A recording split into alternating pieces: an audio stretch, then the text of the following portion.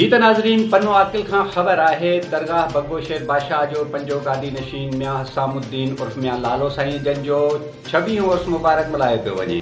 वाज़े रहे त मियां हसामुद्दीन उर्फ मियां लालो साईं जन जो 26 उर्स मुबारक दस्तगीर मंज़िल पन्नो आकिल में मल्हायो पियो वञे। वधीक तफ़सील जे लाइ असां सां लाइन ते मौजूद आहे रिज़वान।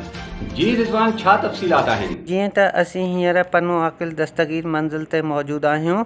हिते मियां हसामुद्दीन उर्फ मियां लालो साईं जन जो 26 उर्स मुबारक वॾे अक़ीदत ऐं एहतराम सां मल्हायो पियो वञे। उर्स मुबारक में क़ुर ख़ानीअ सां गॾोगॾु मौलूद आहिनि ऐं नवात ख़ाननि बि भरपूर हिसो वरितो आहे। ऐं वधीक ॿुधाईंदो हलां त मियां लालो साईं जन जो फर्ज़ंद दरगाह बग्गो शेर बादशाह जो मौजूदा गादी नशीन मियां आबिद हुसैन इंढड़ साहिब जन आलम इंसानियत ऐं पाकिस्तान जे सलामतीअ लाइ ख़ुसूसी दुआऊं पिणु घुरियूं आहिनि। इन मौक़े ते शहर जे मोअज़्ज़िज़ीन, सियासी ऐं समाजी शख़्सियतुनि पिणु शिरकत कई आहे, जंहिंमें सरदार डॉक्टर आफ़ताब सूमरो, वसीम जतोई, एन.डी. चाचड़, नसीम शौकत बलोच, मौलादाद दुरानी, शाहनवाज़ चारण, राजा रियाज़ सूमरो समेत हज़ारें अक़ीदतमंदनि ऐं मुरीदनि पिणु शिरकत कई आहे। इन ई मौक़े ते लंगर जो बि इंतज़ाम कयो वियो आहे।